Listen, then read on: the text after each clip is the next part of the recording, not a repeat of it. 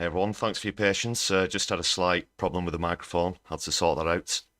We're going to be hanging around in the fondue lounge as usual while we just wait for a few people to arrive. Welcome to the My Left Eye live stream. I'm your host Lefty. You're all very welcome here tonight. Sorry for the slightly late start.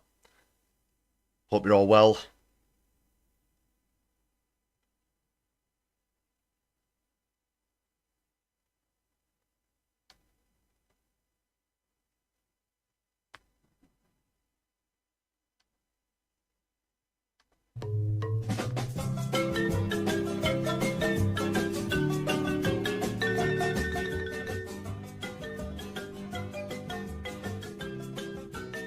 So I'm just going to finish setting up while people arrive. Thanks a lot for being here as always. Don't forget to hit the subscribe button and the thumbs up button on the stream. Give us a bit of a boost on the algorithm. If you're a recent subscriber, you're very welcome, and very welcome back to everybody who's joined us before. Comments, chat is open. Feel free to use that, let us know how you're doing this Sunday. It's good to be back. We weren't on last week, as a few of you might be aware, but it's great to be back. Usual time, usual place, 7 o'clock on Sundays. That might be subject to change though, just bear in mind.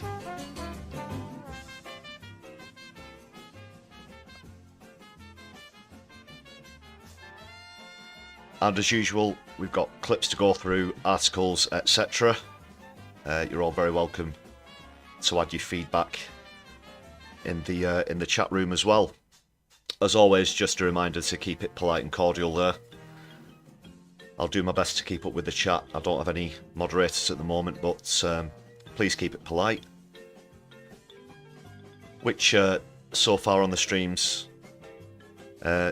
you all have done so. Thank you very much for that. You lovely people.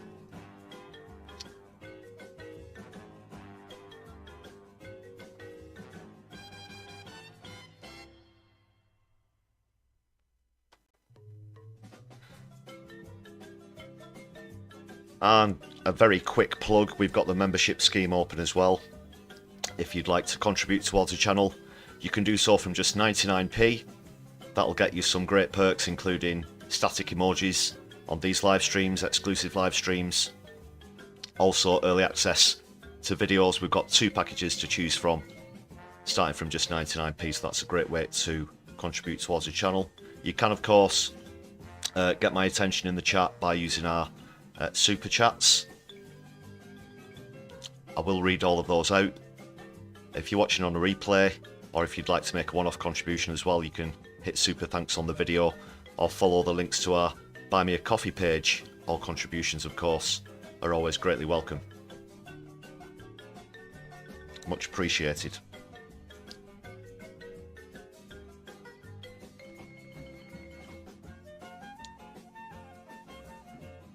Well, since we were last on the stream, of course, we had the awful incident with the aid convoy getting attacked in Palestine. Had a recent video out about that as well, so please do check that out if you've not done so already after the stream. Put it on your watch list or hit the bookmarks, whichever your preferred method of reminding yourself might be.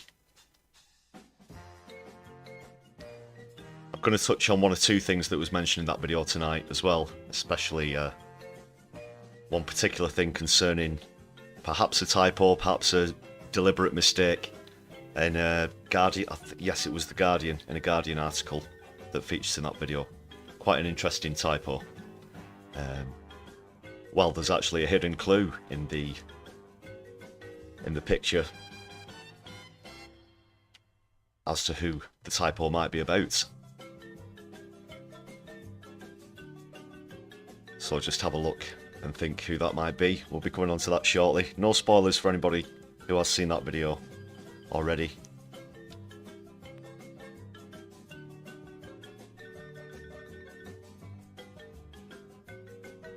Going to get started in just a moment. Well, as it says in the title of the stream, we're going to be starting with a piece about the NHS.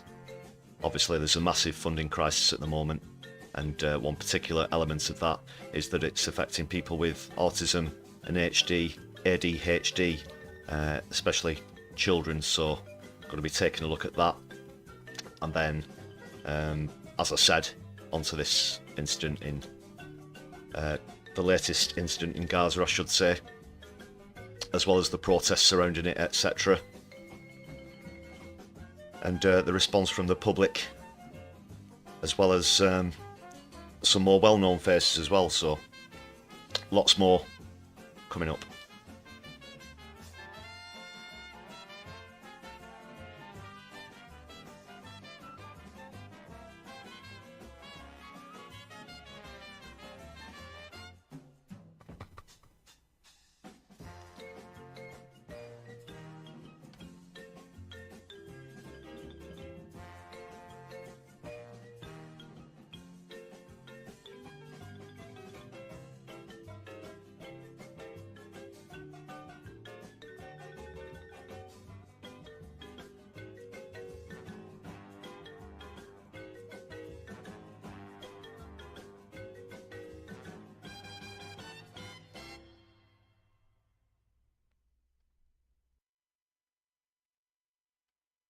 Right then, we'll dive straight into that NHS article I was talking about first.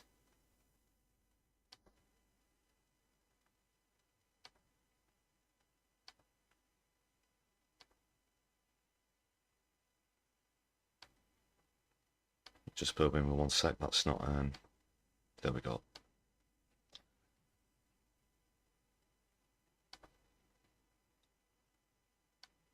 So yeah, there's been a new report. This is a BBC article. I'm going to get onto some clips just after a quick skim through this. So the extraordinary rise in demand for autism assessments and ADHD treatments in England has overtaken the NHS's capacity to meet it, a think tank has said. Since 2019, there has been a five-fold rise in people waiting to see an autism specialist, and a 51% increase in prescriptions for ADHD medication, according to the Nuffield Trust. That's a massive increase there, 51%, five-fold rise since 2019, in just 5 years. That's incredible. The NHS has, of course, been under strain for well over a decade now, since the Tory party got in. This is just the latest evidence of that. Things got a lot worse since we left the European Union, of course. And that, with the ongoing xenophobia and anti-migration stance from the Tories, has led to a shortage in staffing as well. So the chief executive, Taya Steen, said pumping more money into the current system would not help, and it was frankly impossible to imagine how the system can grow fast enough to fulfil this demand. Says it's at a really critical point as a society where we're actually understanding neurodiversity and the fact that it's a much greater spectrum for the whole of society than we ever had before. It's a really complicated issue for us all collectively to collectively understand as a society. So the article brings up the increase in waiting times. Of course, that's been happening throughout the NHS itself as well. 1 out of every 100 people, it says, is on the autistic spectrum. 24% of patients referred for ADHD in England were having to wait 1 to 2 years for an assessment. That's an awfully long time.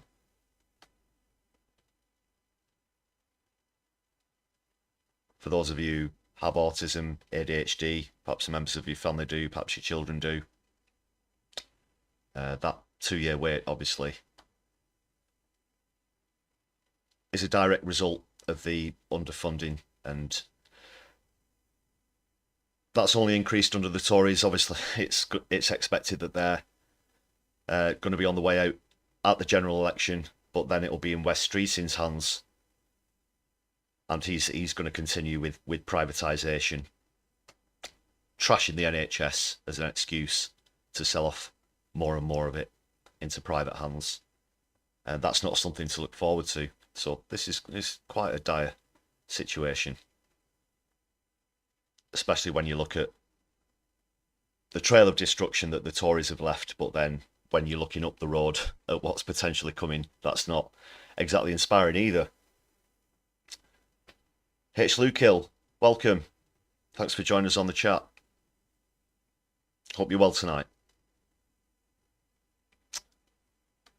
Yeah, we're just going through this NHS article from the BBC. Just a few of the points. Ellie Middleton, a creator, writer and consultant with autism and ADHD, has said, receiving a late diagnosis has honestly been life-saving for me. She was diagnosed with ADHD privately. The waiting list for an initial NHS appointment was incredibly long in a local area, she said, and she was really struggling with not knowing what was going on. She received an autism diagnosis through the NHS about 6 months later, but she says before she knew what was going on, she always felt like any challenges she faced and any things that were more difficult for me were a personal problem, and getting that answer to what's actually going on for you is just so validating. But on the positive side, as is brought up one or two times in this article, there is a lot more recognition of these conditions in 2024 than there was even a decade ago, 20 years ago.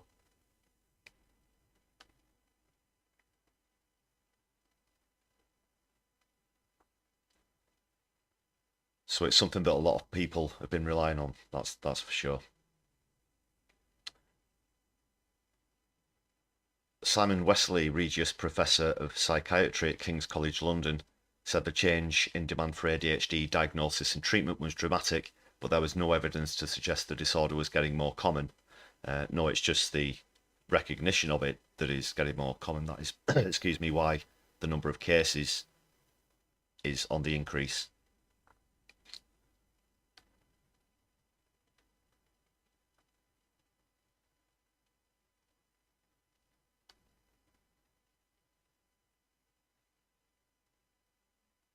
Charity Child Autism said the spike since 2019 may be partly due to the suspension of some services during the pandemic, causing a backlog.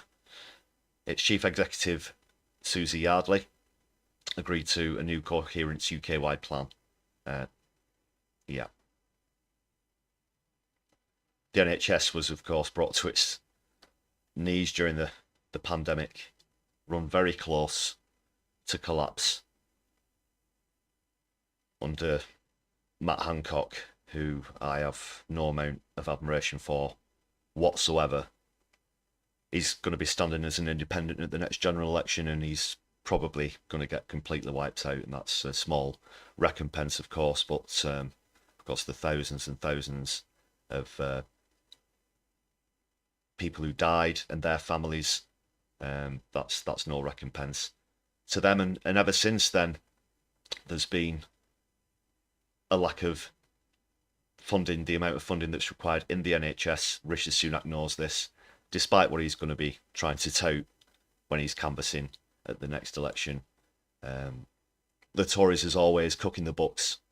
He's trying to claim that there's record amounts of NHS investment, but that is, of course, absolute nonsense. So, well, it's the media's responsibility to hold him to account for that as well. Just going to end with a few more quotes. Autistic children have had huge amounts to contribute, and we need an overhaul of the system to ensure that this can happen. Dr. James Cusack, the chief executive of the charity Autistica, said it's been evident for some time that services need to adapt to the knowledge that there are more neurodivergent people than we used to think. There's a need to focus on each person's strengths and needs so that they get support that's needed earlier. Well, absolutely, yeah. I'd second that.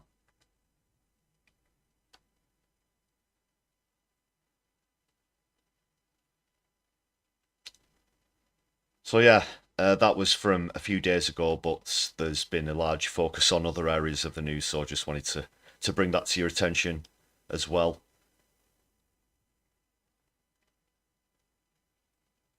just want to move on to this typo I mentioned for those of you who haven't seen our video on that recent IDF attack on the aid convoy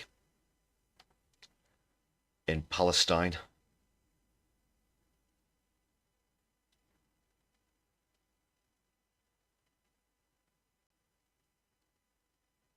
So yeah, for those of you who've seen the video, I didn't actually notice this typo, although I'd read through it a few times before I started to make the clip. And where are we here? There it is. Just check that you can see that okay.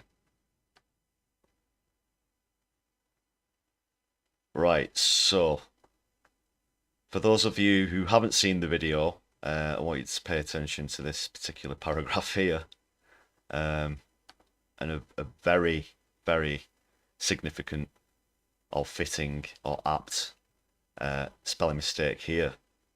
Tory Blair, and this is in The Guardian. Well, I couldn't believe it actually.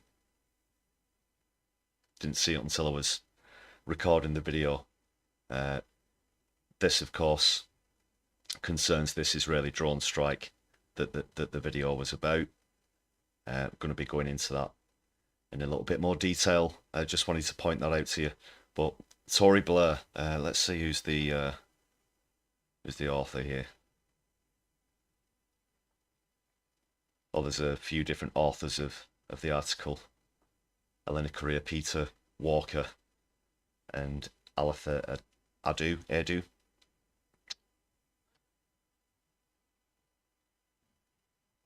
So that either slipped by the editor, or perhaps the editor just let it go. So I'm definitely not going to be writing in to point it out, to get them to correct it. That's as it should be, as far as I'm concerned. Of course, Blair got rid of Clause 4, and arguably, definitely under Blair, and it certainly will be under Starmer. You're not looking at any sort of democratic socialist Labour ever since that happened. Yeah, but in all seriousness, this is obviously a very serious issue. It's taken this attack that has killed three Britons are among the 7 who were killed to get MPs to actually sit up and listen and start to call for some serious progress. And I say this as I'm streaming on the 6-month. It's been 6 months since the escalation in conflict. Obviously, since the Hamas attacks in October of last year. It's now been half a year to the day, and it's so many atrocities have happened in those last 6 months, but because 3 Britons have been killed now, MPs are now calling for an end to arms sales, which previously in interviews, people such as David Lammy, for example, have always said it was ridiculous. Johnson put out a piece recently, I can't remember which particular rag it was off the top of my head. I'd imagine it was probably the Tory Graph or the Daily Fail, but whichever one it was, he obviously he's known for his diatribes and went on about his opinion as to why we shouldn't stop selling arms to Israel. But it's gone so far as to Tory members actually being investigated for the comments. We're going to have a bit of a look at that in a bit more detail. I did just touch on that in the video did about that this week. I'll just pull this article up now.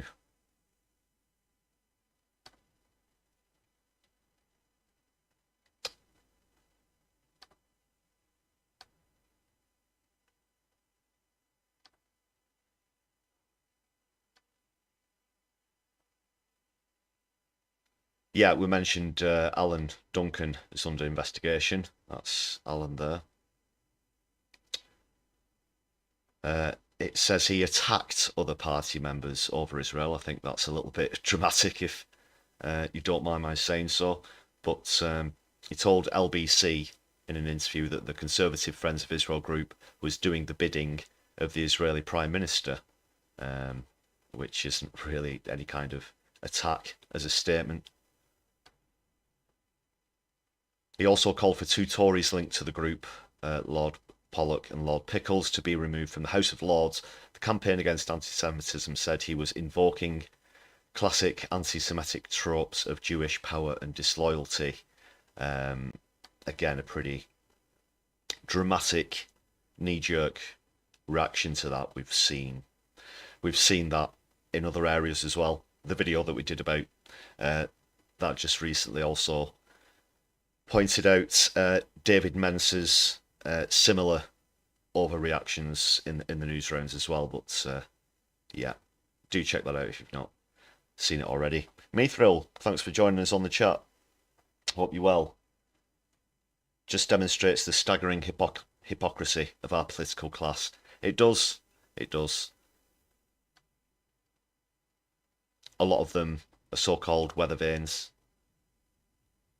They put the finger in the air, see which way the wind's blowing, and they walk that way. But the fact that they've been dragging their feet for the last 6 months. We are actually going to go on to talk about a bit about Oliver Dowling's reaction to this as well. He actually thinks that we wouldn't be legally complicit in selling arms to Israel, even though the ICJ, for example, have made rulings against Israel. We've said on previous live streams as well, people such as Jeremy Corbyn have stood up in Parliament and pointed out that we're at great risk of being complicit in war crimes, essentially. So, obviously, we don't want to be on that side of history as a nation.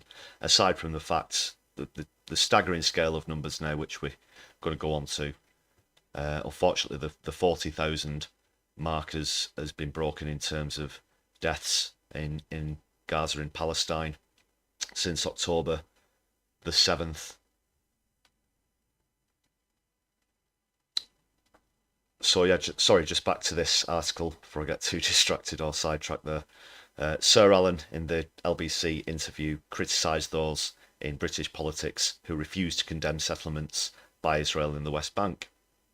And yeah, this is an illegal occupation. It's been going on for decades, as we know. All he's doing is pointing that out.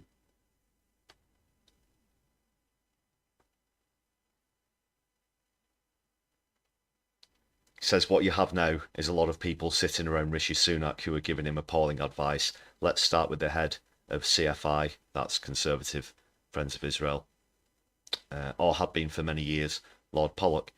He should be removed from the Lords because he's exercising the interest of another country, not the Parliament in which he sits, joined by Lord Pickles, Laurel and Hardy, who should be pushed out together. And of course they come back with the worn out, long debunked AS trope in response to that comment. So they've said it's disgraceful. Trying to conflate a country with a religion once again. I mean, it staggers me every time I see it, why they still persist with this tactic. It's it always reminds me of the end of, you know, The Wizard of Oz, where the guy's behind the curtain and he still keeps up the facade for a little while, even though they're all stood there openly watching this illusion that's been completely and utterly destroyed. It's entirely the same thing.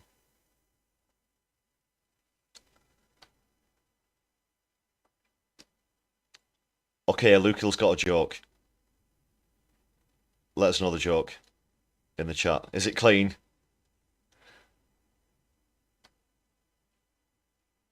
I'll try and keep my eye on the chat for the joke and read it out.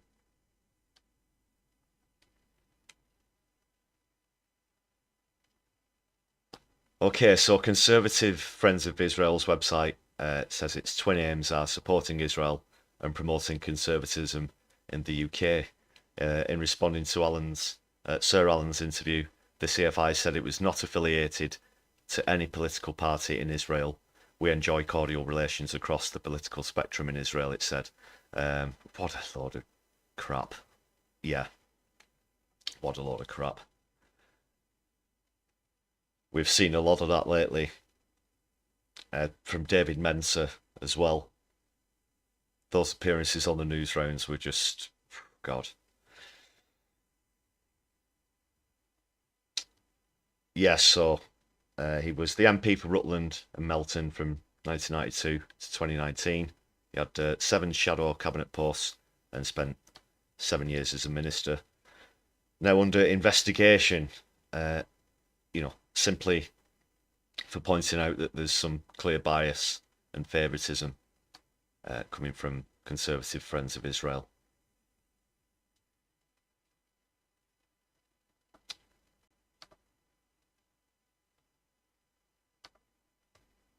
And we'll keep you up to speed with that if there's any developments.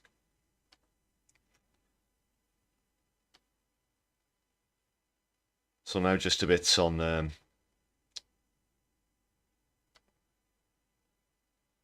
Dowding. Sorry, I think I said Dowling before. Dowding. Apologies.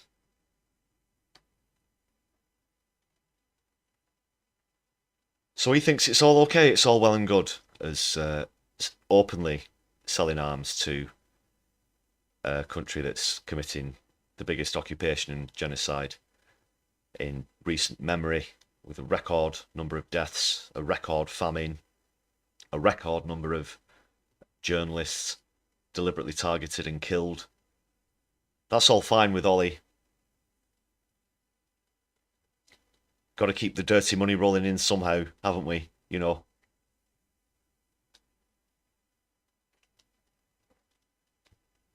And when if people start to make economic arguments for selling arms to these kind of regimes, then you really have to look at yourself as a government, and we really have to look at ourselves as a country, because if the economy is that far intertwined into the industrial military complex, as United States of America certainly are as well, then the very concept that you can't stop this kind of thing because your own country could risk collapse is just so horrendously vile that is what a nation has to resort to. Obviously, there's a lot of private profit going on here with these arms sales as well. And that comes into a lot of why they want to persist in the trading of arms. Well, let's just quickly see what he's got to say for himself anyway. Well, I think that Israel is conducting a legitimate campaign, and it is doing so in a very, very difficult environment where it is facing Hamas, a terrorist organisation that hides amongst its civilian population. Now, in terms of the United Kingdom government's assessment of that, the way that we Christ, he's just going through the bingo card, whatever you want to call it, of all the propaganda, basically. And that's just a few seconds in, that's 19 seconds in. And he's talking about infrastructure razed to the ground, hospitals razed to the ground, things that have been long debunked. Israel claimed that there are Hamas bases there.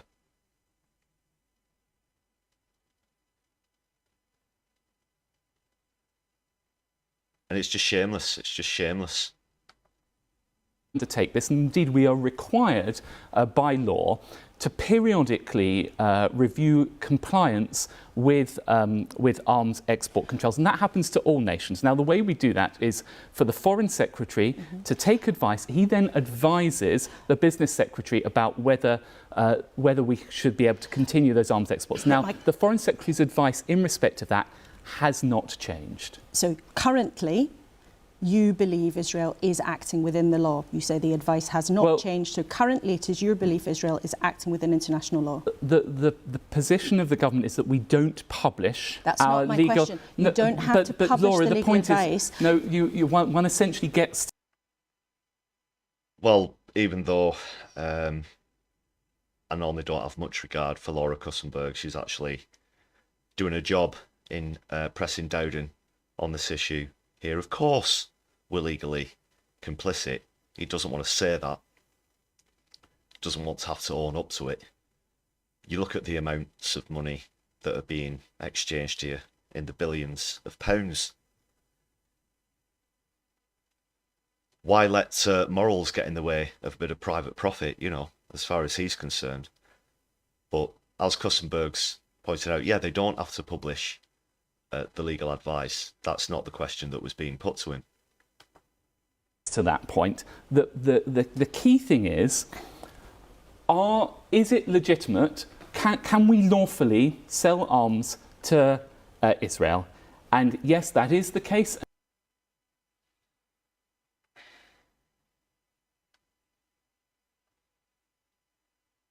Well, I'd point, just before I go through a bit more of this article, whether it's legal or not doesn't necessarily mean that that makes it being right when previously it would have been wrong. I think it's still utterly amoral whether it's legal or illegal to sell arms to Israel. There have been thousands of people. We're going to go on to some clips in a bit of some of the recent protests. And again, tens and hundreds of thousands of people have been marching all over the world. They don't want these kind of things being done in their name. And I, for one, especially don't like to think that British taxes are going towards this kind of thing.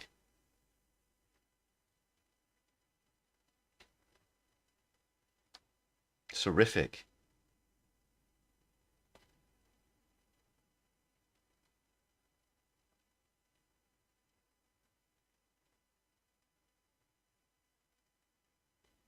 But again, just his point about this this legitimate war thing, and in the full interview, he also brought up the old Israel's defending itself line, which again is so tired and worn.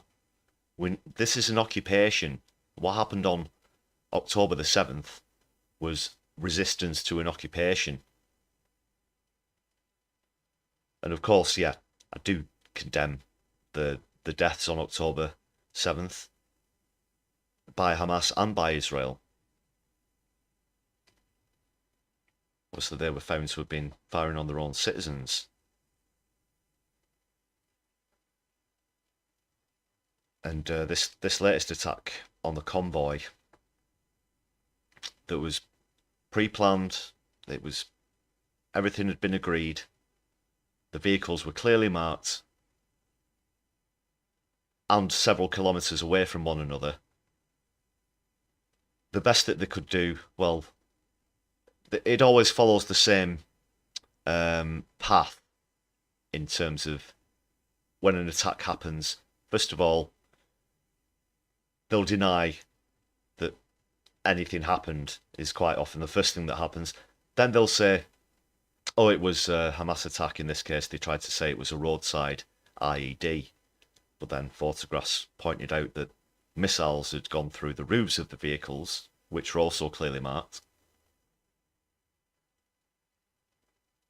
And then if they had to end up owning up to the fact that it was them, then even further excuses start pouring out. In the latest of all, we're hearing about a faulty artificial intelligence weapons system. Channel 4 mentioned that as well this week. The AI system called Lavender that may have misidentified the convoy as a terrorist group. But the way that they dance through hoops and still keep spewing out this bile and these pathetic excuses, trying to drum up sympathy, as oppressors. It's just unbelievable that they've got the neck to do that. So legal or not, I don't think there's any justification for selling weapons to Israel at this point. We know that a lot of countries have cut off the ties with Israel because of this occupation and the recent escalation since October the 7th last year. And we should be among those countries. But we're too far into the pocket of the United States of America, of course.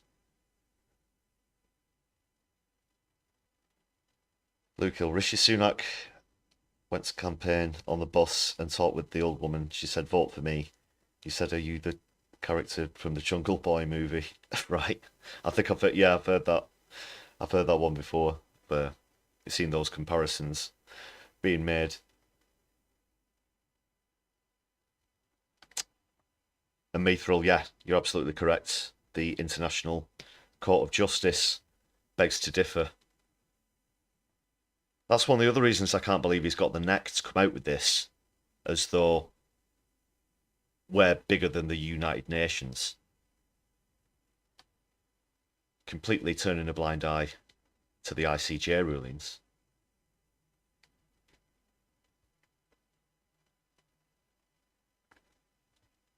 So let's see if we're going to hear any sense from Lord Mark Sedwill. Even if it's lawful, is it right to continue these arms sales?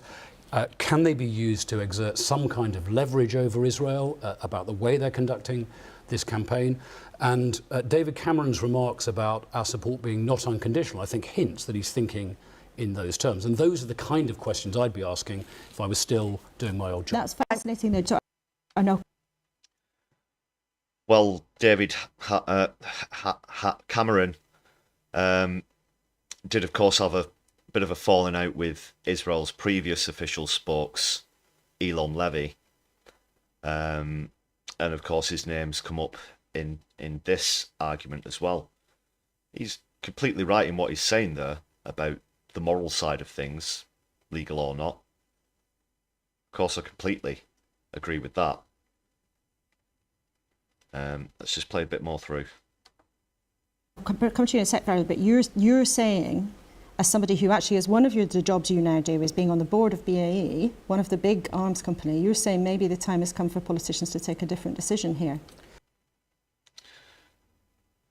Yeah, just before he answers as well, what Cameron said about the support not being unconditional and the amount of leverage that we could put on Israel is absolutely true. We could certainly have an influence in Israel's actions if we threatened to remove support, if we threatened to stop trading weapons with them. Of course, Israel immediately would try and condemn us as a nation and come out with the same things that they do when any other nation removes support or puts trade embargoes on Israel, for example. And we'd be subject to that as well. And although we don't sell as many arms to Israel, we don't support them to the scale that the United States of America do, we could still have a significant influence on that. If we do really want there to be a ceasefire, then that's one of the tools that we've got in the locker. But the amount of money that's being made on these trade deals is absolutely obscene, and that's the only thing that the Conservatives seem to be concerning themselves with at the moment, rather than being on the right side of history. But what's Sedwill think? Well, all of the defence companies in the UK, of course, comply with the law, and in the end, these are decisions for government whether sales can continue. BAE doesn't actually sell directly to Israel; it's part of a consortium led by an American company. But the key point is that these are policy decisions for government, and so they need to get the legal advice clear, explain it clearly in Parliament, whether publishing the full advice, summary, whatever. But then they also need to explain the policy issue.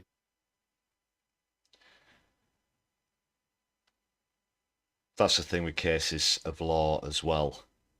It can be so frustratingly slow, the actual process. And if you were talking about something like this, there are some very large businesses involved.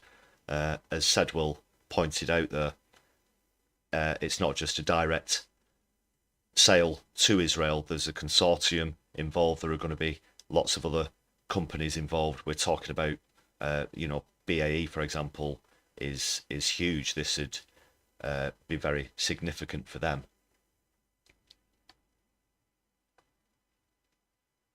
This being the age of capitalism, of course, the stock market would come into that. You'd be looking at massive, if the United Kingdom pulled out of selling arms to Israel, there would certainly be repercussions for that on the stock market, for example. And this is where the private wealth again is focused, and that's all that they're concerned about. A lot of people, a lot of rich people, have certain investments in certain places, and they don't want to see that being affected. And of course, they have a certain amount of influence over people as well, shall we say. Dirty politics as always. Yeah, you're right. H. Lukill. Imperialist arrogance, Mithril says. Yeah, it's been a symptom. It's been symptomatic of the Tories for a long time. Yeah. Far, far, far too long, of course.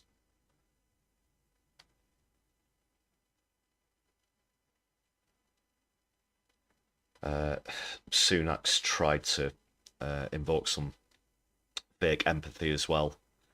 He said, as this marked 6 months since the attack by Hamas, saying the whole of the UK is shocked by the bloodshed. You can't really have the nerve to say that when you've got so much blood on your hands, Rishi. He says he called for a humanitarian pause to allow aid to reach civilians in Gaza.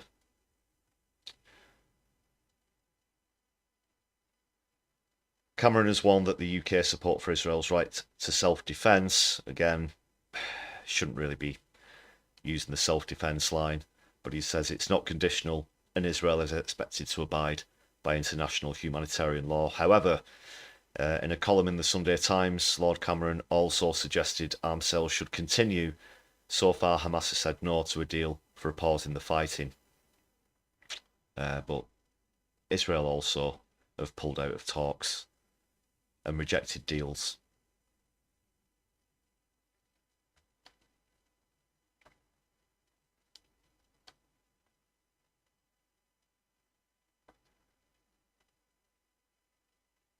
And David Lammy as well has apparently observed the weather vane recently and changed his mind. We've pointed out on the channel before where he's tried to call for a ceasefire, having previously abstained on the vote last November and publicly in interviews saying that we should continue selling arms to Israel. But apparently even he's changed his mind now. The Shadow Foreign Secretary has written to the government calling on the Foreign Secretary, who as a peer would normally be questioning the House of Lords, to come to the House of Commons so MPs can question him over the legal advice on UK arms exports to Israel. Cameron, of course, having been brought back in, they stuffed him into the House of Lords. He's not been re-elected in a by-election or anything. That's how they've got him back in on a technicality in the House of Lords. But he's not subject to the same scrutiny as MPs in the House of Commons there, of course. Quite a pretty dirty, underhanded trick, if you ask me. But he really should go.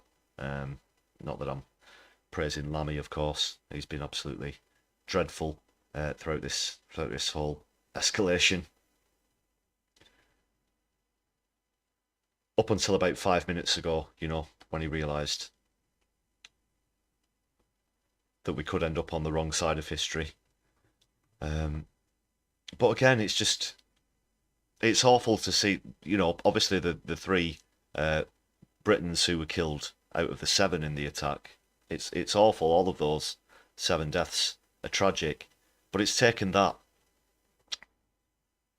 for them to actually react, and tens of thousands of Palestinian deaths wasn't enough. But now, all of a sudden, this is it, and it's, you know, that it has to come to something like that.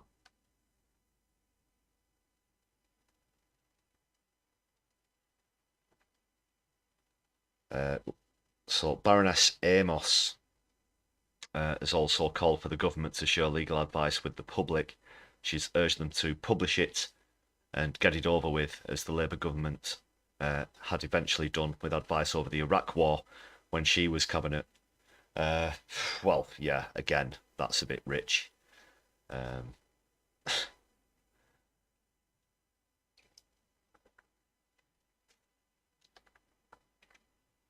2 million deaths in the Iraq war. But won't get sidetracked with that. Yeah, I'll get into a few more clips here.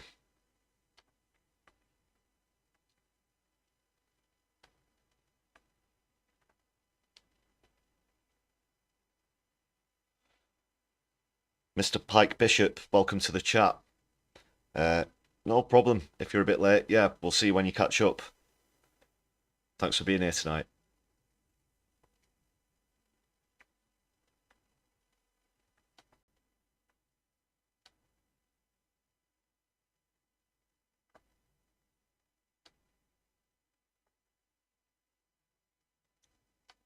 Well, let's see what we got in the bag of clips this week anyway.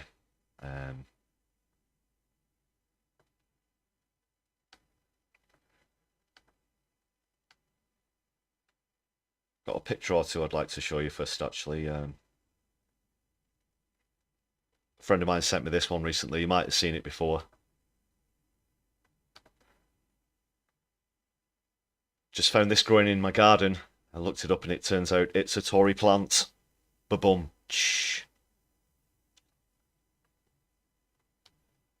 Yeah, I'd get the weed killer out if I saw that in my back garden, that's for sure. Figuratively put, of course.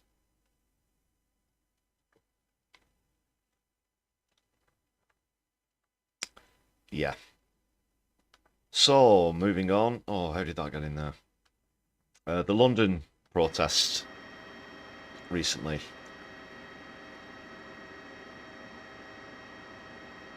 Tens of thousands of people. I think it was around 150,000 total.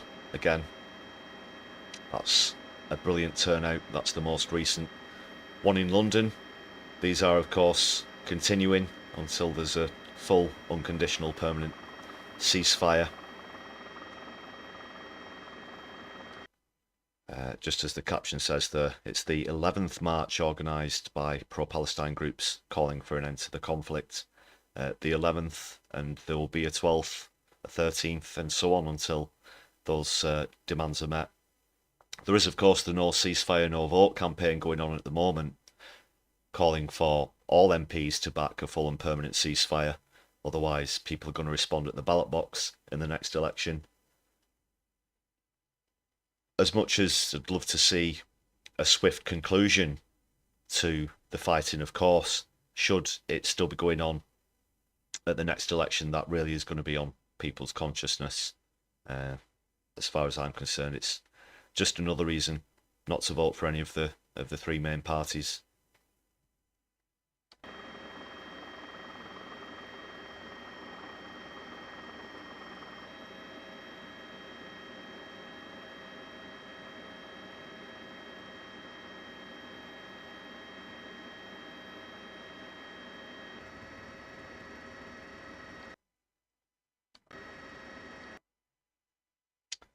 Let us know as well if you were at the march in London, or if you've been on any other marches recently, either in the live chat or in the comments if you're watching this on a replay. Yeah, I'd love to hear your experiences and thoughts, whether it's your first time at a protest or if you've been protesting for a ceasefire for quite a while now. Please do get in touch. Just want to give a quick reminder as well. Hit the subscribe button if you've not done so already. That'll give you access to the chat just 60 seconds later.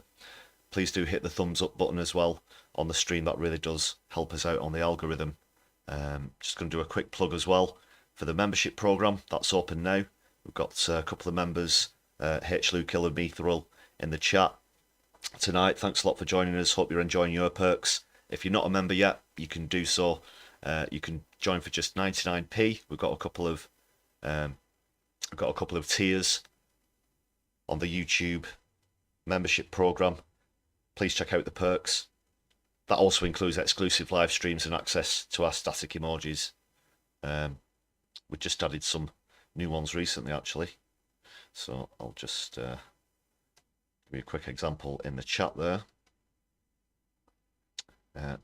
One of them's a pre-Palestine flag, just whilst we're on the subject.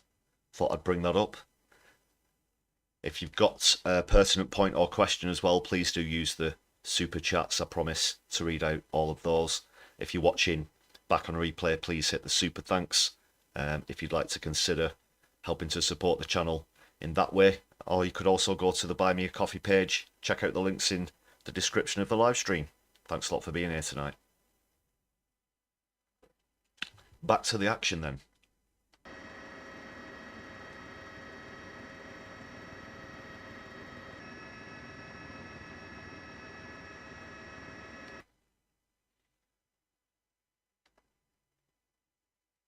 Massive numbers again. That's the latest one in London, like I said. This one comes from Denmark.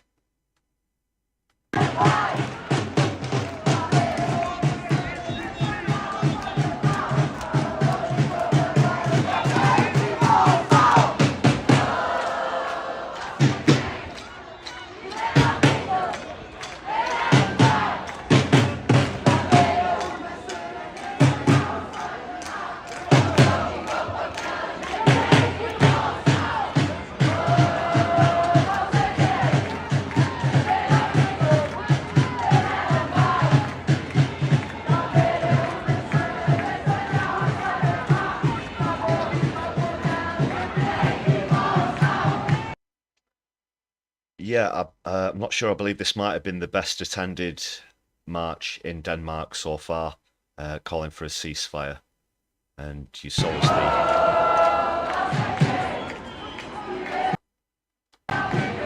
as that shot shows you right the way up the road there. Again, there must be similar numbers at least to the march in London.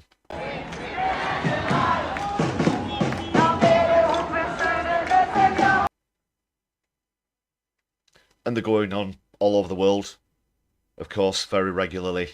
Just one simple demand, you know. Permanent ceasefire now. It's not a very complicated issue, despite what pundits will try and have you believe, despite what Israeli spokes will try and have you believe. It's a very simple issue that we shouldn't get bogged down in arguing over the pernickety finer points, many of which are simply deflection and distraction on their part.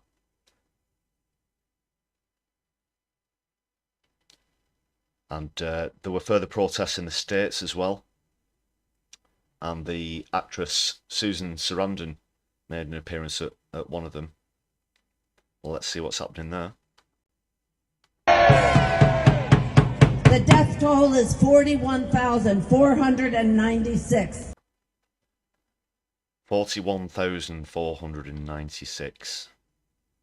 41,496. That we know of, mentioned on previous videos and streams. Unfortunately, there will be bodies that won't ever be discovered. There are still so many trapped underneath the rubble, untold numbers. But that official figure really is heartbreaking. Shame. Children killed, 15,000 plus. Women killed, 9,671. Shame. Civilians killed, 37,676. After just 6 months as well, those are ridiculous numbers. You know, you could fill large football stadiums with that kind of number.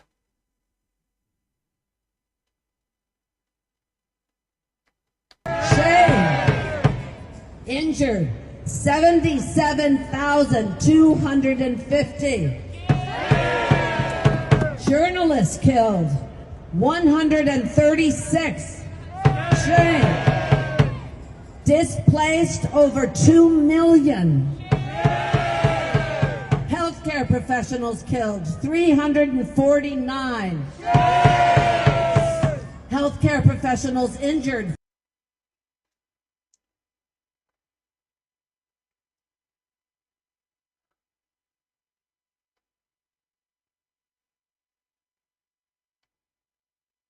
Sorry, I didn't include the full list in there, but the number, you know, they go on and on, as well as those that were mentioned by Susan Sarandon, also mentioned earlier, a record number of journalists killed, almost 200.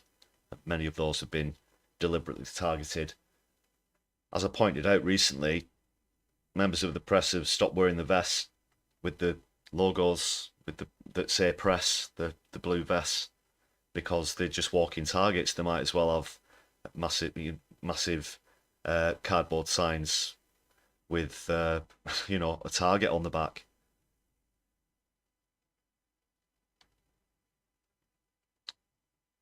So we're going to hear some testimony from some of the people who've been on the protests as well, and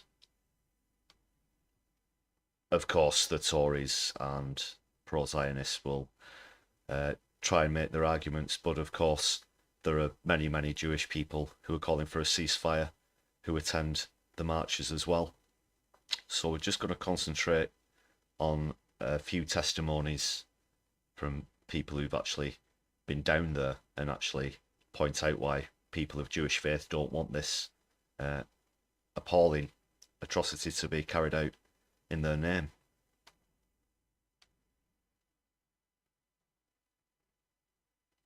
My name's Carol, and I'm from the IJAN, which is the International Jewish Anti-Zionist Network, and I'm here to show solidarity with Palestine. I firmly believe that Israel is a terrorist state. I feel that what they're doing is against Judaism. Judaism, like Islam, is a religion for peace, and I think that I just cannot believe that the people who are the grandchildren, the great-grandchildren of people who went through the Holocaust are creating their own Holocaust. I'm ashamed Israel are behaving this way. It is absolutely terrifying. And I say ceasefire now. I'm 75. I'm the same age as the State of Israel, and I hope that in my lifetime there will be peace, a fair and just peace, not a peace that only favours one set of people. So that's what I say, ceasefire and a complete peace in my lifetime.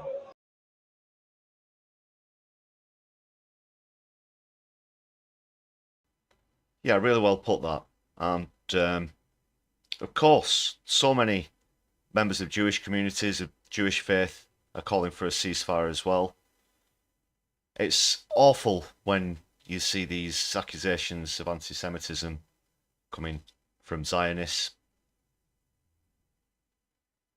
It's also been awful to see this purge within Labour upon, I should say, anti-Zionist members of Jewish communities and of Jewish faith.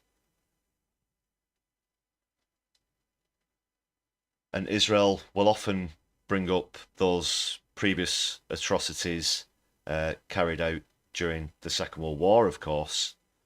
But if you really want the truth, in this next clip, we're going to hear from someone who's actually survived through that and hear it actually from the horse's mouth, so to speak. And these kind of statements are what people should be concentrating on.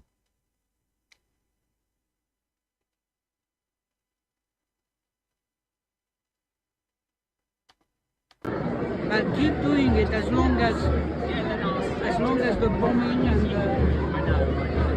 apartheid and the injustice is going on. And try and put as much pressure on our government and the official opposition to speak up and act, stop arming Israel, stop supporting the genocide.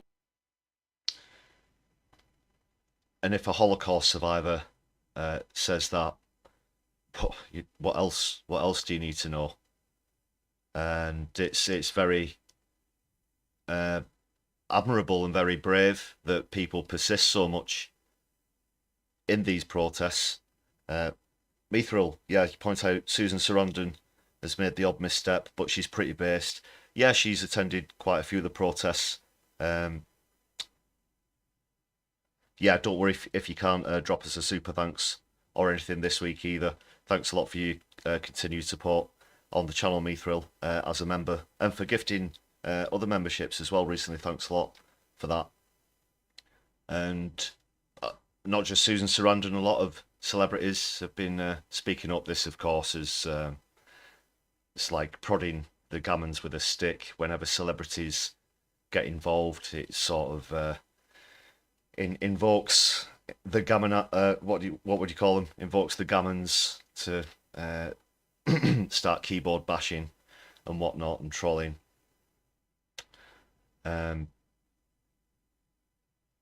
Yeah, so I won't hear of, you know, any kind of accusation that these marches are based in any form of racism whatsoever. They're completely intended to be peaceful. They are peaceful, and they're just a call for a ceasefire, just a call for peace. It's not any kind of aggression, and it certainly isn't any kind of aggression towards the Jewish community, as you've just seen, despite Zionist tropes and the right-wing media. There's another testimony as well. I just want to quickly go through before I concentrate a little bit more on these phony tropes with a clip from the Labour files, which I'm sure a lot of you listening might have seen already, but we're just going to take a look at how a lot of what is in that great two-part documentary is about. A lot of that has become significant recently, yet again, of course. But first, we're going to hear from a guy called Rich Siegel, and again, he's going to point out why members of the Jewish community don't want these kind of atrocities done in their name. So this is testimony from him. Hi, my name is Rich Siegel. I'm a 25-year homeowner here in Teaneck. I'm Jewish. The reason that I'm telling you that I'm Jewish is because I have a concern about something that's going on in the Jewish community. On March 10th, there is scheduled to be an Israeli real estate sales event at the Keter Torah synagogue. That event violates both domestic law and international law. Violates domestic law because we had a Civil Rights Act in 1965 and a Fair Housing Act in 1968. We don't allow real estate events to be for whites only, for Jews only, for anybody only. Now, as Jews, we don't get to fly under the radar and break the law and hide it in a synagogue. It violates international law because West Bank settlement homes are going to be available for sale at this real estate event. On the website, it lists 3 different West Bank settlements. Those settlements are in and of themselves illegal by international law. If we allow this sale to go through, we are enabling a local synagogue to violate both domestic anti-discrimination laws and international law. Now, there's other reasons we shouldn't allow it, okay? There's a genocide going on right now. I don't care who that offends. More than 35,000 people have been killed. More than 13,000 children have been killed. People in this community are in deep mourning. People in this community are angry. I'm angry. What this real estate event is going to do is it's going to fan the flames. If it goes forward, there will be a demonstration. I know there's going to be a demonstration because I'm going to organize it.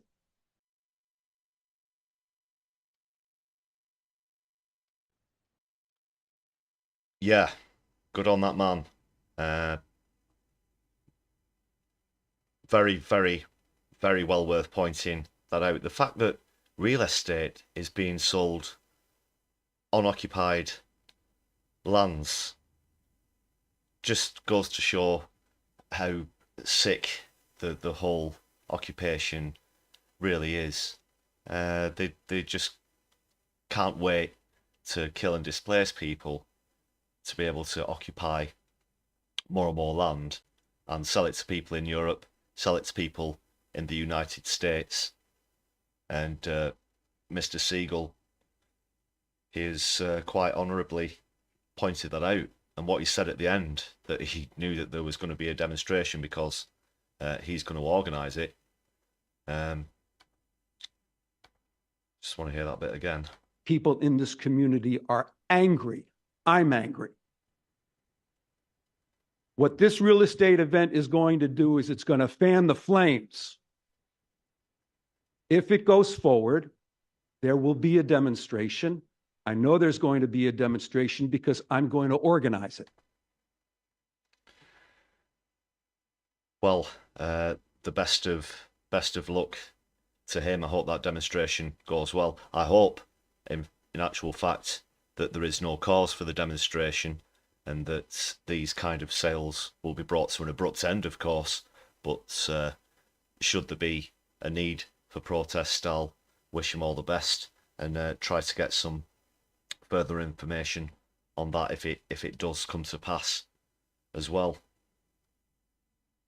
So I mentioned the Labour files as well, and of course this falsehood of linking criticism of Israel with anti-Semitism, trying to conflict a country with a religion. So just gonna, it's not particularly long clip. I do suggest you check out the Labour files. It comes in two parts. It was produced by Al Jazeera, and if you've not seen it, it really does expose how not only did people within Labour work against their own party under Jeremy Corbyn's leadership, but it's particularly pertinent now, especially with pro-Israel lobbying, etc., and the propaganda that comes with that. So that's what this segment from the two-part documentary goes on to talk about. And I believe it's Peter Auborn in the clip, who you might be familiar with. He regularly appears on Double Down News videos, for example. Yeah. Once Corbyn is in control of the party bureaucracy, the disciplinary process improves. This graph shows the number of suspensions, investigations and expulsions from the Labour Party on grounds of anti-Semitism all through the Corbyn era. And this is the moment when Jenny Formby becomes General Secretary of the Labour Party, enabling Jeremy Corbyn to take control of the bureaucracy of how Labour works. After they took control, the number of investigations, suspensions and expulsions went up exponentially. This graph on its own does a great deal to raise deep questions about the dominant media narrative on the Corbyn era. I'll just quickly interject to just highlight, obviously, the number of cases being investigated went up because Corbyn was obviously trying to do a lot more to root out any anti-Semitism, although it turned out there was very little actually from within Labour itself. However, the CLP did the very best to hinder the process of investigation where it came to these cases, and that's what this is all about overall. The CLP deliberately acting against their own party, trying to hinder these cases, whilst at the same time trying to accuse Jeremy Corbyn of not doing enough to rid the, quote unquote, rid the Labour Party of anti-Semitism. It turned out in the end there were only 2 people out of a membership of over 500,000 who ended up having disciplinary measures taken against them. The whole thing was, of course, phony, and in fact there was less Labour, less anti-Semitism within Labour than there was in the Conservative Party or other parties, for example, far, far less. As I pointed out before, racism comes from the right, it doesn't come from the left, as we all know.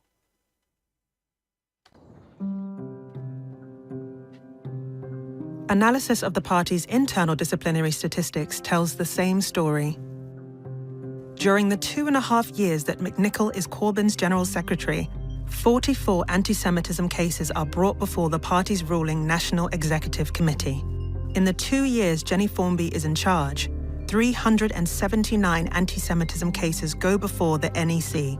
The NEC decides whether to suspend or expel members. The key finding, backed up by the evidence, which we can see represented graphically here, is that the key failings of the Labour Party on anti-Semitism took place in the period before April 2018, before Jeremy Corbyn had control of the party bureaucracy. And that's it, that's the nail on the head. That was before Corbyn took over. And for those of you who aren't familiar with this fantastic guy, Andrew Feinstein, he's been on a lot of the ceasefire marches himself and is in fact standing as a candidate in the general election for Holborn and St Pancras. That's Keith Starmer's seat. So he's got a massive campaign there. A lot of people are hoping that he can get a similar result to George Galloway in Rochdale and really upset things. It's going to be it's not going to be a great election either way, whichever shade of Tory gets in. That would be a small recompense though, and it would certainly be interesting in a sociological or political sort of sense if Labour actually won the election, but Keir Starmer himself was unseated as a Member of Parliament. That would be completely unprecedented, I think. And, well, yeah, obviously definitely something that I'd like to see. So I'll wish him all the best with his campaign. And the analysis of those statistics and that data there from Andrew was absolutely spot on, absolutely right on the head. How dare people accuse Corbyn of such things when it was actually he who did the most to try and investigate any case of anti-Semitism. Jeremy Corbyn had control of the party bureaucracy. Yet Jeremy Corbyn has taken all the blame, and his factional opponents within the party, none at all. Unfortunately, of those, there were many. I'm a great admirer of Jeremy Corbyn, of course. I think he was a great Labour leader. It's awful to see so many members of the party turn against him. Of the few criticisms that I do have of Corbyn, one perhaps could be that he might have seen this coming, and people who attempted to launch a coup against him in 2017 were allowed to continue within the Labour Party. I think in himself he was trying to unite the left of the party with the right. However, the people on the right would not support democratic socialism. They're all so-called centrists. However, we know that that just means that they got lost on the way to the Lib Dem office, or, you know, the Tory office, and worked night and day against their own party. Perhaps that shouldn't have been allowed to happen. However, the NEC and the CLP, as pointed out there, were to blame, of course. And in the end, it wasn't just Starmer by himself. He played his part with his change in direction on a second referendum on leaving the EU, of course.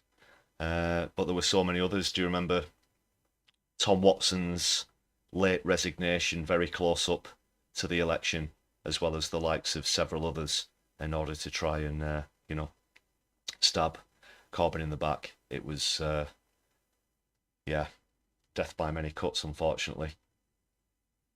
And now in today's Labour Party, you can count the amount of decent MPs left, you know, on your hands.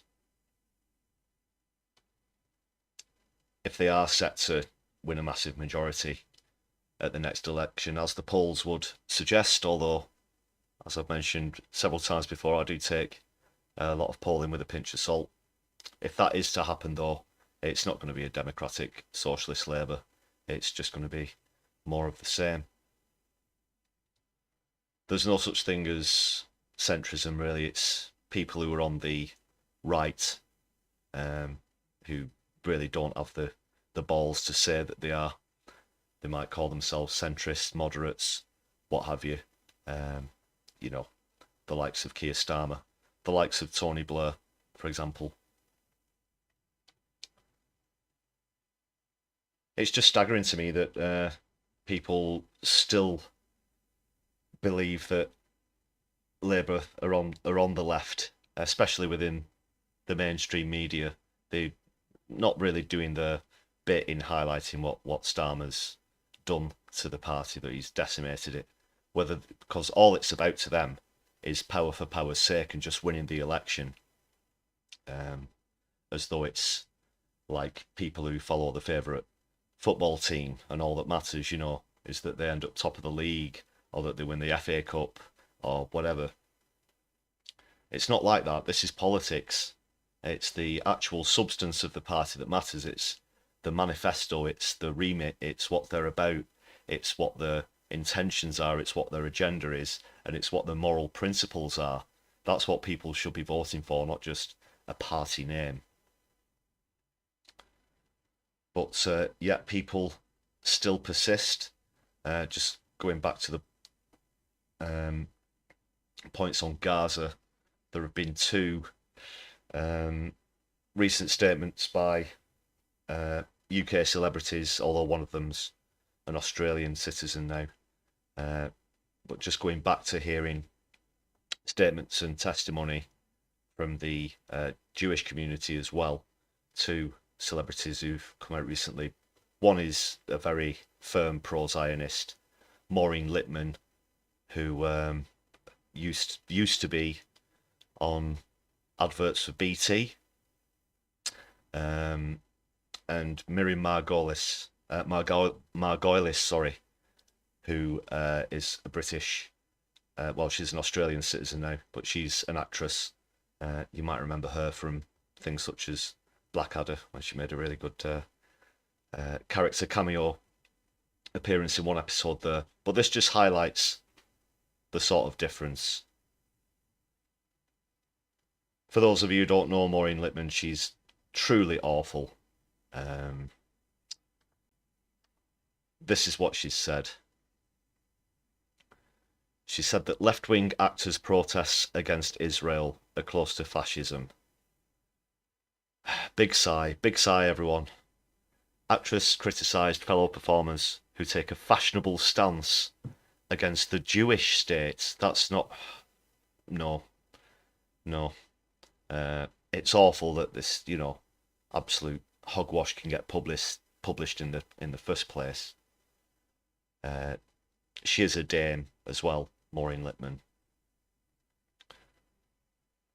But that, of course, is absolute rubbish. It's complete an utter bollocks.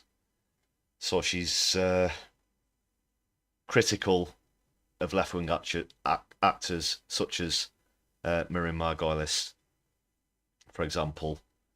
Alexis Sale is another. There are quite a few British celebrities now coming out in support of Palestine. A lot of them have been doing for decades now. And frankly, you know, who's really listening to what Maureen Lipman thinks? But it's just so pathetic to see this overreaction and the amount of bad drama, bad faith acting, whatever you might call it. And this Jewish state thing, it's just appalling. It's, you know, another long debunked trope. There was about a 4-minute long video clip of her, but I didn't want to subject you to that. I just wanted to quickly point out that that's her reaction. But this is what Miriam Margolyes had to say. Hello, I'm Miriam Margolyes, and I wanted to say something in support Margolyes, sorry. of the Jewish Council of Australia. I'm an Australian citizen, I'm 83, and I have never been so ashamed of Israel as I am at this moment. To me, it seems as if Hitler has won. He's changed us, Jews, from being compassionate and caring and do unto others as you would have them do unto you, into this vicious, genocidal, nationalist nation, pursuing and killing women and children. Of course I condemn the Hamas action. Of course I do. But what we are doing, Jewish people, over in Israel, is shocking, embarrassing, and wicked.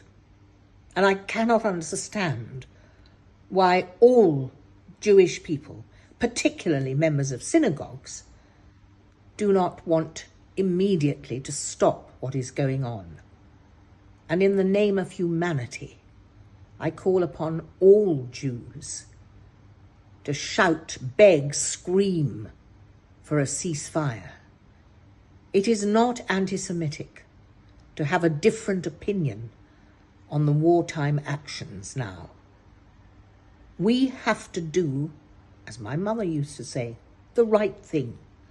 The right thing is a ceasefire, to stop the killing, certainly to beg and insist on the release of hostages. But there is an opinion about Israel's actions which it is not anti-Semitic to voice. What Israel is doing is wrong. It is wicked and, if you want to say this, is very bad for Israel. Please call on your rabbis, on your communities, on all the people you know. Voice your disgust and detestation of the Israeli actions. Please, you are then doing the right thing and behaving in accordance with Jewish tradition.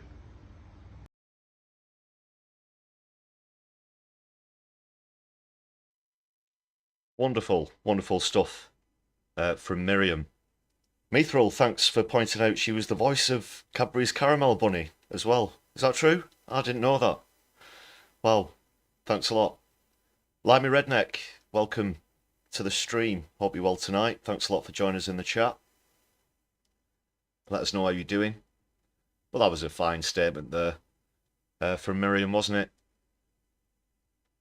And we're seeing more and more calls for a ceasefire coming from the Jewish community, more and more support for Israel, and increased numbers overall at the demonstrations and protests as well. It's fantastic to see that amount of support.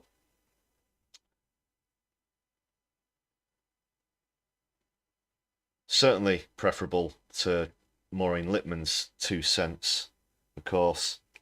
Limey Redneck points out he loved those ads. Is that the BT ads? And now that's the only thing that you know about her. Big sigh, yeah. But she does pop up now and then She lifts her head over the parapet or whatever, Maureen Lipman, and always has to throw in her 2 cents. I'm not sure who takes the cues from Maureen Lipman, but I'm definitely not one of them, because I'm not falling for that absolute BS. And speaking of that, here's a little bit more about those long debunked lies. There is no other argument than accusing us of anti-Semitism so as to deflect the attention from what our analysis insists upon. For decades now, I'm not surprised that Israel recurs to any strategies it can to uphold its goals to reach its objectives. But I'm surprised that the international community joins this action, because today you are not just attacked by Israel for being anti-Semitic. If you just ask for the application of international law to Israeli actions, it's many Western countries who do so, and they betray also what anti-Semitism has really been. The surge of anti-Semitism in the United States of America and around the world is sickening. You know, we see it across our communities and schools and colleges and social media. They surface painful scars from millennia to hate to genocide of the Jewish people. Every time I get falsely accused of anti-Semitism, I respond. I don't stay quiet. I don't get intimidated. I become louder and louder. And by doing so, I think I also inspire other people to do the same. I'm a Reconstructionist Jewish woman. I grew up going to a Hasidic Chabad. There is nothing you can fling at me. No self-hating Jew, self-loathing Jew, not a real Jew, casual Jew, performative Jew. There's nothing you can fling at me that's going to delegitimize, first of all, my Judaism, and second of all, my support for Palestine. Another really brave and bold statement there. Sorry, I'm not sure who the original post came from. I just pulled this from Twitter shortly before I came on the live stream tonight. And I hope that many people join in with those sentiments as well, rather than shrinking away at those ridiculous accusations. People should get louder and louder. Our voices should be clearer. The message should get louder as well. And the support needs to continue to grow. You know, if we all come together, if we all stick together in solidarity, we can put the strain, the pressure that's needed on our politicians to make the right, correct moral actions, and put people over profit and put lives over the international military complex. And here in the UK, we don't want to be associated with this occupation in any manner whatsoever. We need to stop selling the arms as quickly as possible. Is Labour comfortable selling arms to Israel? Look, we always want Israel or any ally to abide by international humanitarian law. So, yeah. We're not going to see any improvement if Labour win the next election. As always, this is another pathetic appearance on the media. Not really representing themselves very well at all. And it only goes to show that if you vote Labour, you get Tory, and we just get more of the same. We've said that all the way through this conflict, and you know that's what guides our policy. So is that a yes or a no? I'm not sure. Well, we don't have a boycott of selling arms to Israel, even given what's happening in Gaza at the moment. Look, there are three things which have guided our policy since. God, it's really uninspiring, isn't it? Even back in the 90s, do you remember the thing about grey men in grey suits? And I have to use this clip to point out Labour's position. But it's just so uninspiring. When you remember the crowds who showed up in the thousands to hear people like Jeremy Corbyn speaking, or Rebecca Long-Bailey, and all of the other genuinely socialist Labour members. For example, Angela Rayner, before Starmer got his mitts on her, Diane Abbott, all of these Zara Sultana, for example. And to sit and have to listen to this, it's really coma-inducing as much as it is uninspiring. And Kay Burley, who again isn't one of my preferred journalists, however, she's just simply asking Labour's position on this.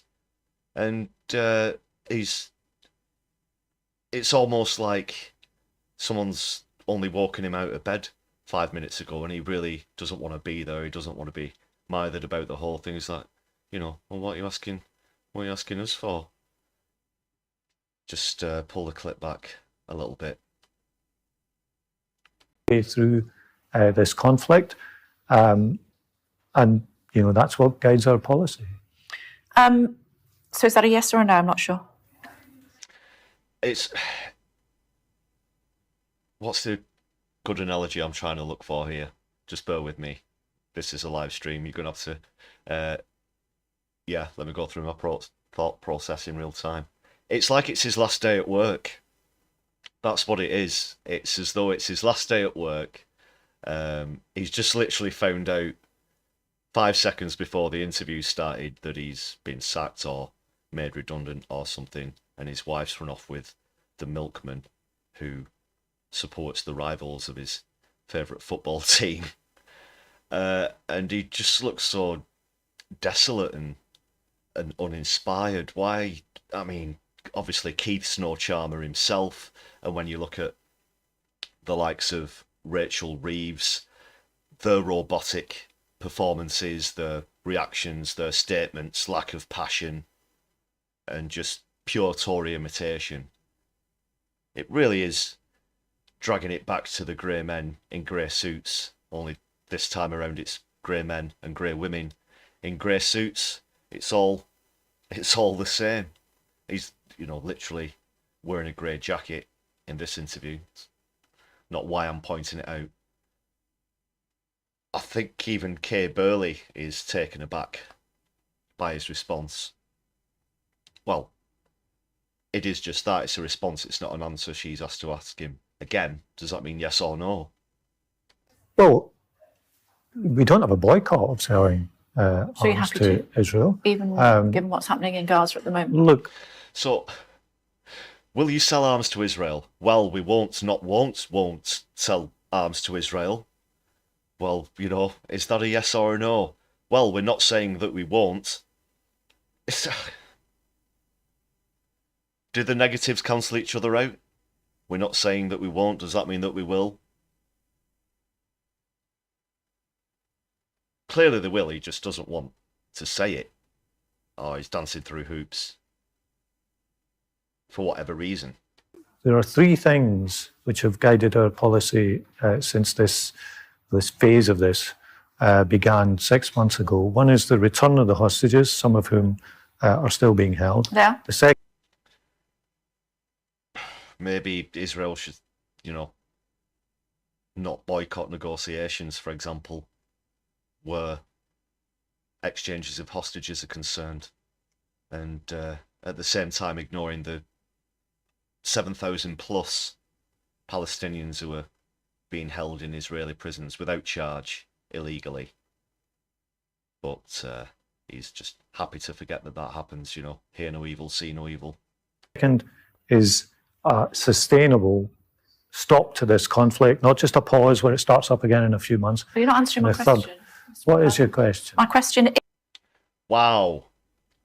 Okay. Just that, and he thinks that's actually he's managed to show some form of human emotion at this point with a bit of a grin, bit of a smile there. I think that's probably his air material as far as his wit is concerned. But let's just see that again. Where it starts up again in a few months. But you're not answering my question. What is your question? My question... The question is whether Labour would sell arms to Israel. It's very plain. It's very simple to understand. Your job is to come on to news programmes and answer questions. That wasn't too convoluted or hypothetical or anything. It was just a straight question on policy. But of course, Labour don't really have any policy other than to not try and stand apart from the Tories. Is Labour comfortable selling arms to Israel at the moment? Would you be? If we are selling arms to allies and who are abided by international humanitarian law, then that's something that. So you do think that Israel's abiding by international law? Well, if there's proper legal evidence that they aren't. Christ, Pat.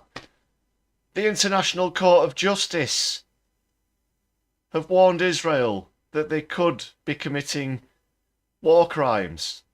Even the United States abstained on a recent vote. What is wrong with him? What is wrong with McFadden here? Just clearly there are breaches of international law going on. And he's happy to roll along with that, the same way Rishi Sunak is. There's an election coming up. It's opposition parties' job to try and win your vote. It's not as simple as the hashtag GTTO crowd might think it is, to get the Tories out. It's not as simple as that. It's about getting a socialist government in. It's about getting rid of right-wing parties in their entirety and not having any of them in charge, whether it's Labour, Tories or Lib Dem or whatever. Labour pretty much, there's so much hubris that Labour are assuming that they're going to stroll into victory in the next election that they almost don't have to consider voters' opinions at all. It's just a lack of satisfaction with the Tories that's going to carry them through. And that shouldn't be real politics.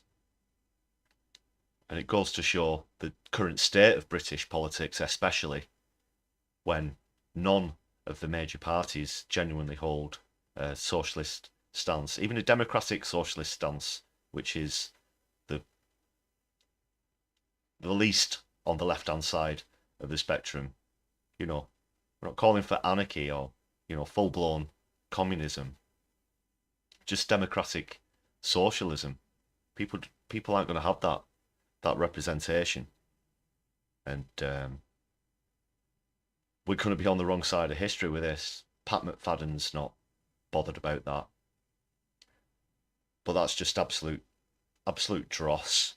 And if Labour are trying to win people's votes at the next election, then they might want to think about changing which spokes they put out, but it's slim pickings anyway. They're all the same at the moment. Pat McFadden, there's just like truly nauseatingly lacking any kind of compassion whatsoever.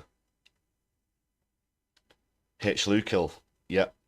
Even our own lawyers say stop arms deals with Israel.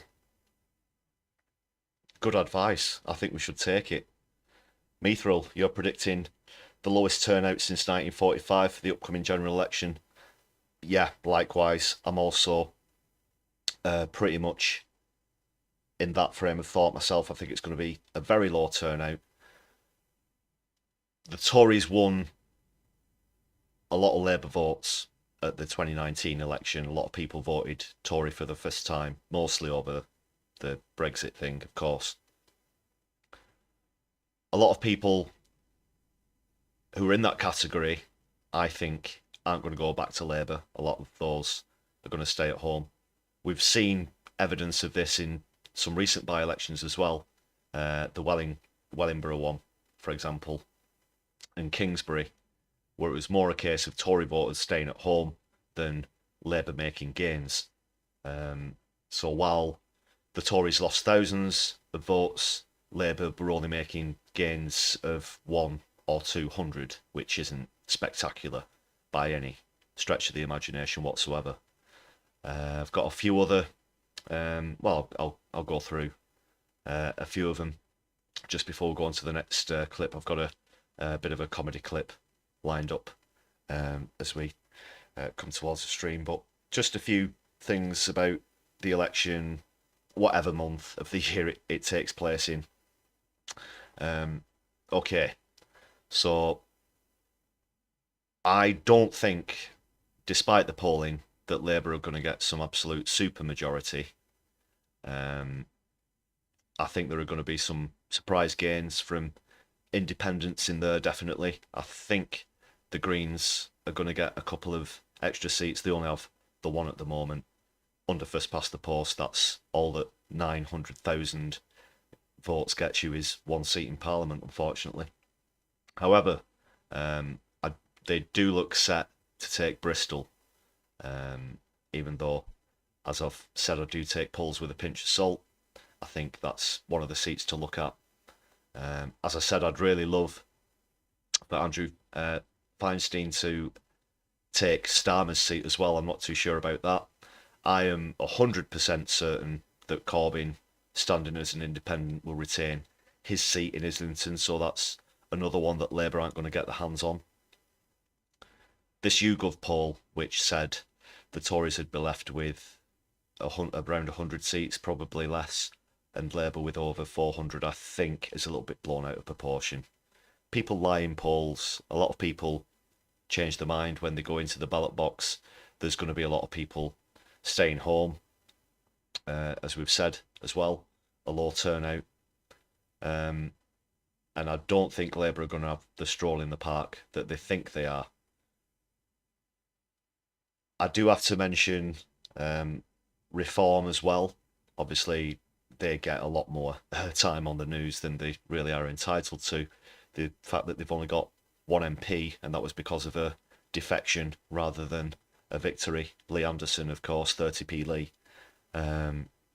There's been a lot of speculation in the media about what kind of influence they might have, how much of the Tory vote that they might absorb away at the next election. And I don't think it's going to be that many, to be honest. I don't know why they are getting the amount of airtime that they are on the mainstream media. Look at Rochdale, for example. They were 5th, was it? 4th or 5th. Lot of attention, lot of hype for George Galloway as well. But I do think the Workers' Party of Britain could potentially take 1 or 2 seats running off the back of that amazing, stunning victory that they had in Rochdale as well. So, Richard Tice, Nigel Farage, they're just hype merchants, really. They're only in it to try and squeeze as much of a political career and attention as they can, and they get the money from the suckers who buy into it for as long as they can. But I don't really think it's going to have much impact at all, to be honest, the Reform Party. But we'll just have to wait and see. I'm going to be doing live coverage during the actual results of the election as well. We've got the local elections coming up in just a few weeks also. I'm going to be doing quite a few pieces about that, possibly live stream as the results come in. But that's going to be a pretty big indicator as far as I'm concerned as well. And a couple of years ago, the Greens made a lot of surprise gains at the local elections. So that's kind of the litmus test, as it were, with the general election being less than 1 year away. Let us know your predictions as well in the chat or in the comments, what you think about the next GE. I do even think that there could be a hung parliament. We can't rule that out. I think, well, last time around, what will it be? It'd be going on 15 years since we had a coalition, but we could be on those grounds again. I'm not too certain that Labour are going to get this supermajority that the polling suggests. Possibly a minority, possibly a hung parliament. We'll have to see how these independents do, how the Greens do. Parties like Workers' Party of Britain. There's a lot of grassroots socialist parties out there as well. I'm personally, I'm encouraging people to vote for grassroots socialist parties, trade union socialist coalition, whatever they may be, or socialist independent, or possibly, failing that, the Green Party, because they do have a lot of good socialist policies in their manifesto, and apparently will be standing a candidate in every seat at the next election, which hasn't happened before, so that'll be interesting. I've seen on social media and other places, a lot of people have bemoaned the fact that they've been deprived of that option. So that's an interesting thing to add to the mix as well, coming into the GE. But whatever you do, yeah, don't vote Tory, don't vote Labour, don't vote Lib Dem. They're all just different colours. As Galloway put it himself, the Tories and Labour are two cheeks of the same backside. So just looking at a few other comments as well. Vicky Clee. People used to use the European Union member of European Parliament votes as a protest vote. Yeah, closest they have is voted by conscience in council elections. That's true as well. I guess that's probably how we ended up with the likes of Farage as an MEP in the first place as well, this protest vote thing. Yeah, I think you're quite right there. Of course, Farage stood 7 times in elections and has never been a member of Parliament. Mithril says, despite what Starmer et al. Say, you think the SNP might hold the balance of power? Yeah, again, for these, remember, everyone's thinking it's going to be like 1997 all over again, or an even bigger majority than under Blair in 1997. Lest we forget, just while I have the opportunity to point out that Blair didn't create that massive majority himself. He was handed a 26-27 point poll lead by John Smith. I guess polls back there were probably a little bit more reliable than they are these days. I don't want to get into why I'd take polling with a pinch of salt nowadays. That's a separate issue. However, just to point out that unfortunately, after John Smith died, Blair took over. That lead in the polls actually whittled away under Tony Blair. A lot of people quite early on saw him for what he was, a Tory boy in a red tie, a hidden Thatcherite as he was. And in fact, Margaret Thatcher said that Tony Blair was her greatest political achievement. But he still had enough to get that massive majority in 97. A lot of people are predicting that that's going to be the same here in 2024. But I, for one, don't think that's the case. And the SNP could hold the balance of power. Since 97, the SNP have obviously made huge gains in Scotland.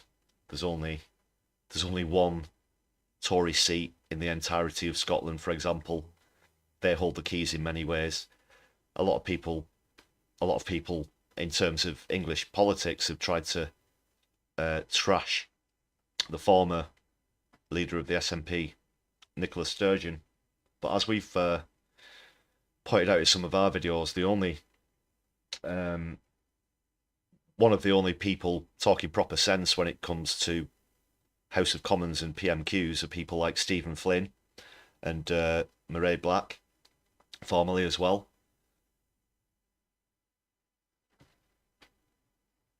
So I do think that they're going to retain a massive amount of Scotland, and that's the key.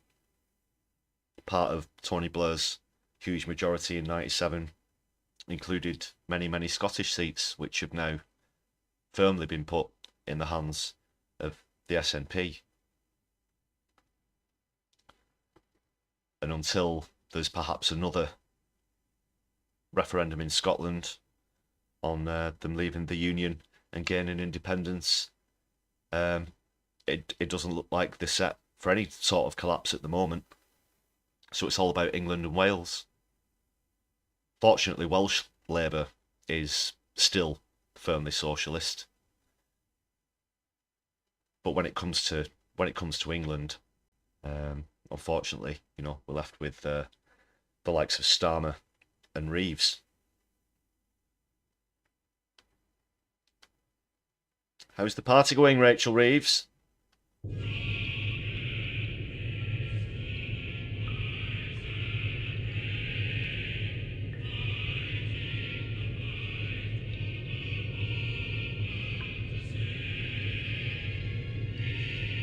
while she's having a ball there. Clearly inspired by Pat McFadden's appearance on Kay Burley's show on Sky News there. Okay, we're going to finish off with a comedy clip. I think we're just going to start to wrap things up there. Oh yeah, thanks for pointing out, H. Lukill. We've got in June the EU elections as well. Vicky Clee, thanks a lot. Glad you like the accent. Yeah, Tony Blair took over. He certainly did go for the Britpop vibe. Yeah, of course, you remember when he got in.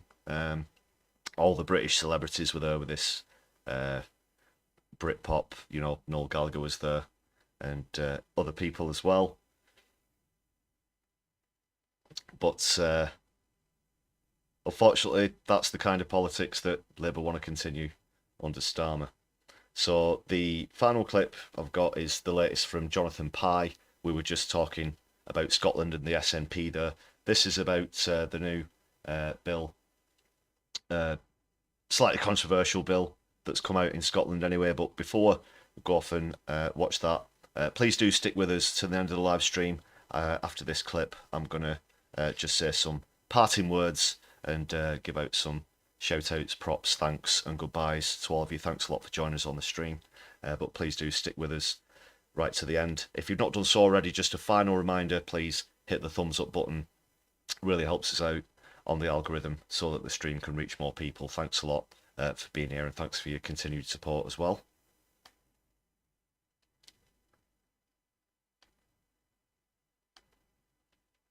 These new laws, which came into force yesterday under the Scottish Hate Crime Bill, allow for jail sentences of up to 7 years to be imposed on those convicted of, quote, stirring up hatred against protected groups. Let's take a look. Sounds like a good bill, doesn't it? I mean, who doesn't hate crime? You'd have to be a really hateful person to hate a hate crime bill, wouldn't you? The only people who don't hate crimes are Nazis and children's fantasy authors, right?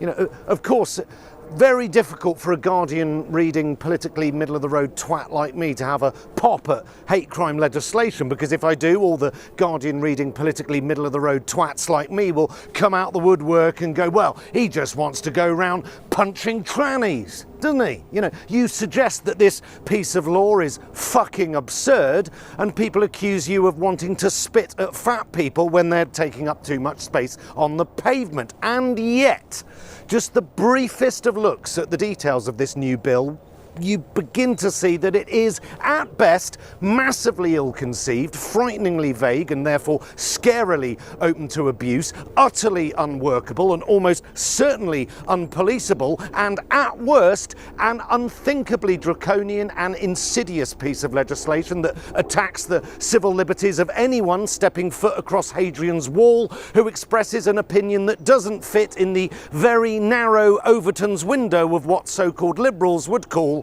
acceptable.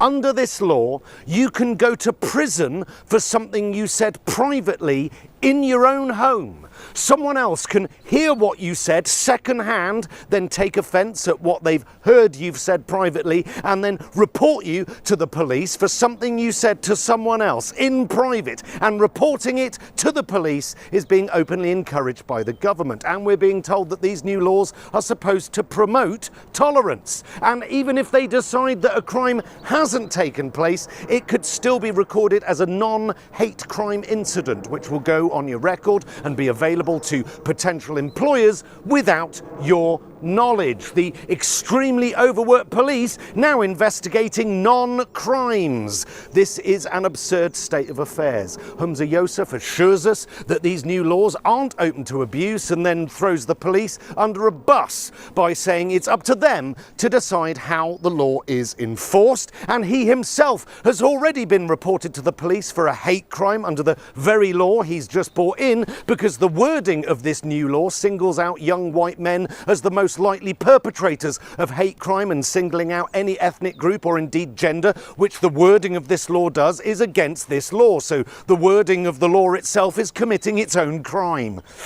They really haven't thought this through, have they? Yeah. And whilst we're told that comedy venues or theatres would not be specifically targeted by police, their training material says that public performances of a play is one of the ways abusive speech can be communicated, and it is possible for actors and directors to be found liable if certain protected groups find the performance offensive or inflammatory. Technically, an actor can be convicted of a hate crime for playing someone who incites hatred. Someone playing Hitler can now get done for being a Nazi. A straight actor playing a gay character could be deemed so offensive that they could conceivably get arrested. And if a comedian tells a joke that, heaven forbid, punches down, he could be facing 7 years in prison, which is the thin end of a very dull, boring wedge where all art is dead in favour of identity politics-based dogma, where people go to the theatre and comedy clubs, but there's nothing on, so you just have to sit there and discuss intersectional feminism whilst burning DVD copies of Brokeback Mountain.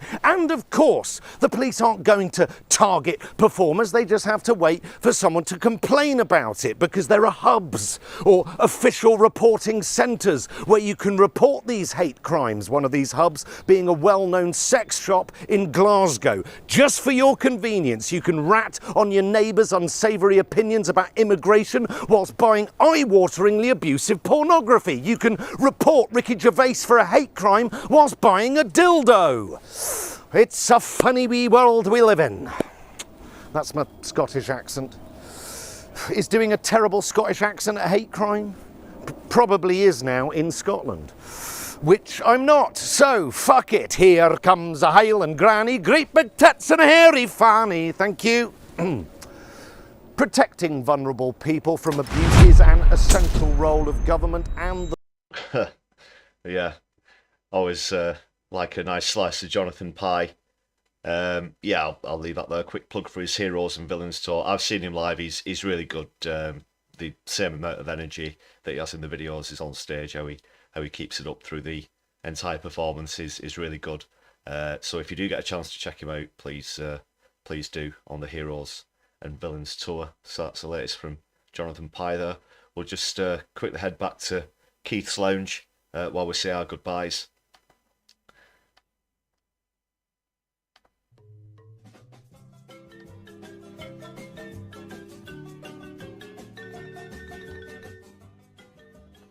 Okay, thanks a lot everyone for being here tonight. Just a final shout out. Vicky Clee in the chat says, you're under the impression that the Scottish bill is very similar to the already existing English and Welsh hate crime bill. I believe it is, yeah, as Jonathan Pie very succinctly and uniquely pointed out there. It's a ridiculous piece of legislation nonetheless. Thanks a lot for joining us in the chat tonight, as well as everybody else. Mithril, Bird's Nest Rat Fest, H. Luke Hill. We've got Limey Redneck as well. Everybody else who's in the chat, thanks a lot for joining us here tonight. We'll be back again next Sunday evening, so please do hit the notification bell if you've not done so already. Make sure that you don't miss out on the next live stream, as well as our other content that'll be coming out through the week as well. Just a final reminder, if you've not seen our recent video as well on that appalling attack on the aid convoy in Gaza, please do add that to your watch list or hit the bookmark, whatever your preferred way of reminding yourself about links is. So thanks again for that, as well as your continued support and for subscribing to the channel.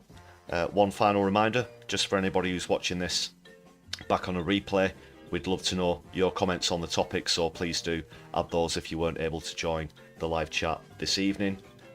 Also, if you'd like to contribute towards the channel on a replay, you can hit the super thanks button, or you can go to our Buy Me a Coffee page. The links are in the description for this video, as well as the channel description, so you can help to support us for just the price of a tasty hot beverage.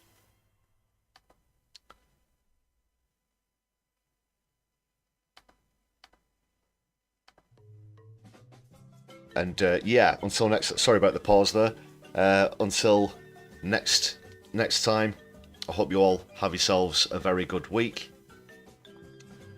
Don't let the buggers get you down. We'll be keeping you up to speed with the latest political and sociological developments from the UK and around the world as well.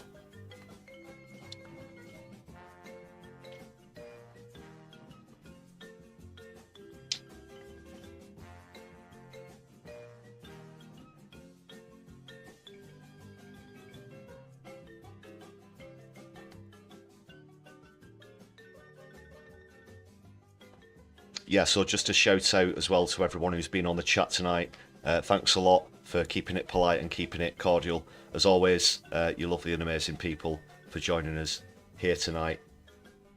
So until next time, folks, my left eye, be seeing you soon. Take care.